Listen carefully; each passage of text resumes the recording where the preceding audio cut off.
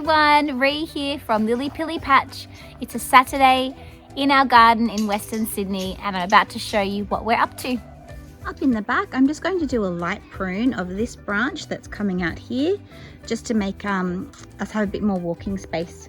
So there you have it. I've pulled that branch down, tidied up a few things above, and I think it's a lot clearer, a lot easier for access, lets a little bit more light in. I'm excited. You can also see here where we were starting to plan out perhaps some circular sized beds.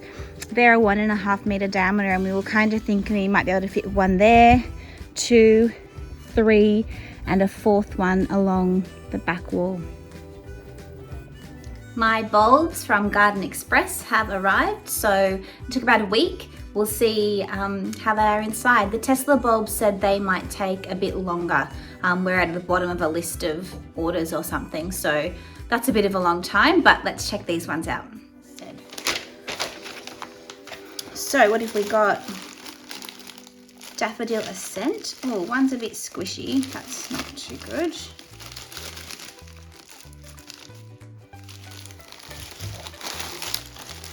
Another Daffodil Ascent.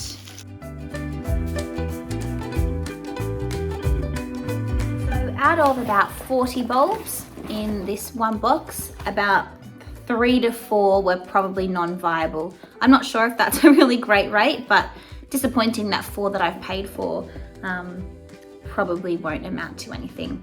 We'll see how the Tesla pack comes. So my Tesla bulb box has arrived. It only came a few days later, even though I was told it would be about a week. I'll do an unboxing now and we'll have a look at what I've got.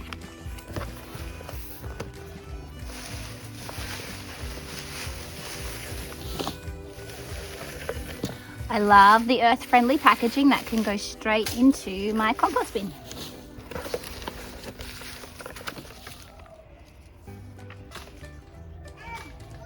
Okay, what have we got in here? Tulips.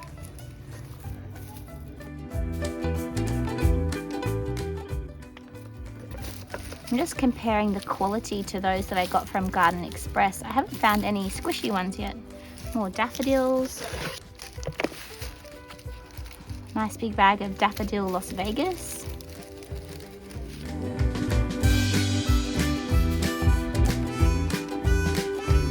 So having opened all of that Tesla delivery, there was only one squishy bulb out of about 60. The other thing I really liked was that the Tesla package came with a little how-to booklet.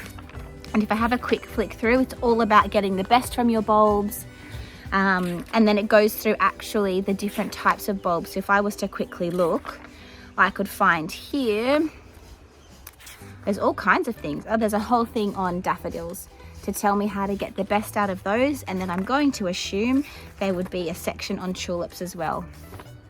It covers things like names, depth and spacing, planting time, types of soil, how often to water them, the fertilizer they need, and it even breaks down what you should do in a warm region or a cold region, and it goes over that whole idea of putting tulips in the fridge, which I find confusing every year. I think that's a great resource that Tesla has offered. So I'm down here with all of my irises and my daffodils, and you may be wondering why I posted videos or talked about them in previous posts like I'd finished them, and I'm back here still doing them. And the reason for that is I bought my showstopper daffodils from the collector's plant fair that I was at, and I put them in pots and they were all ready to go. And then I was watching a video blog from Garden Answers, and I'll put a little link to them.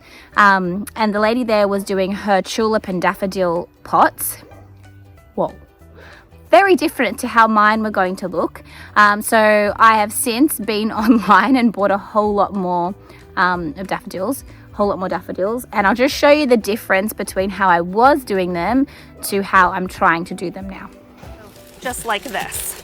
Start right in the center. Just nestle it right down there, and then we'll start spacing our bulbs about 1 inch apart.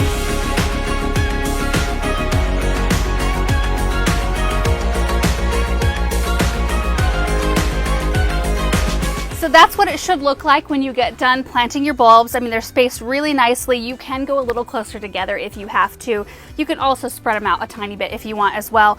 But when you plant it... So my poor little daffodils here have been in the pot, and I've so gently disturbed them and dug some soil out, and I've put the soil there ready to go back in. That's how I was doing it.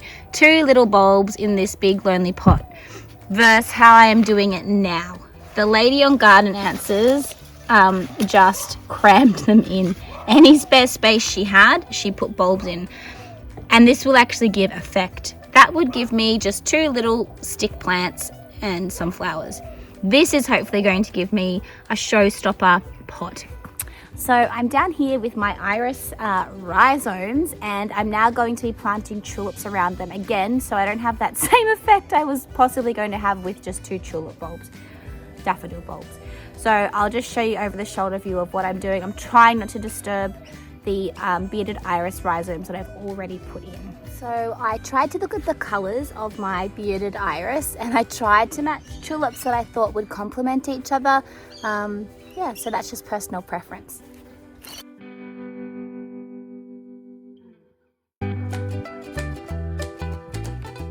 Tulips need to go a lot lower down than the bearded irises do.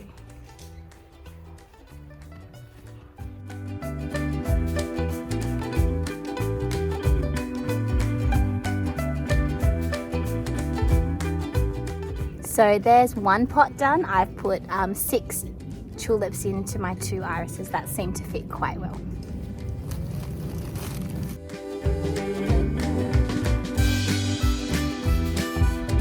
I just sprinkled some blood and bone on. I think that's a fertilizer that will suit both the tulips and the bearded iris. From what I was reading, some bulb fertilizers don't have what a bearded iris necessarily needs.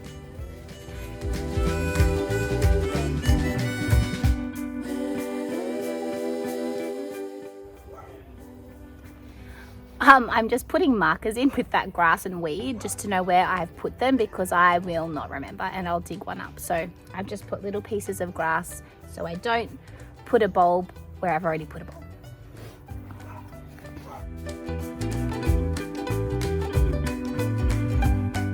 I'm making sure to still show the top part of the rhizome of those irises.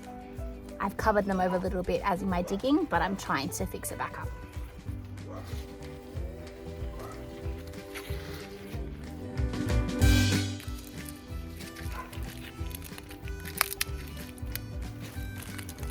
So this one came to me really airy feeling, and it's got some mold in there, so I'm not using that one.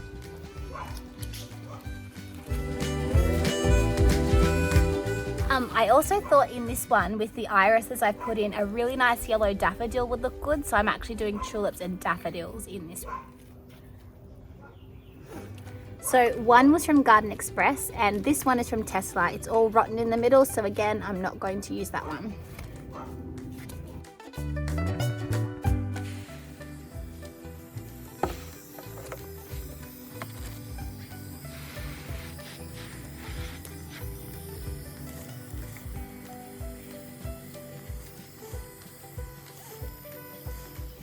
So finally, all of my tulips, daffodils and bearded irises are in their specialty pots and ready to go.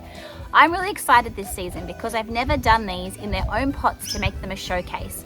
So fingers crossed what I've read about, watched and done here works. But the really cool thing is I have heaps of bulbs left over, so I'm off to find some little places in the garden that I can hide those and be surprised when I forget and then see them later on in spring. Thanks for catching up, guys. Bye.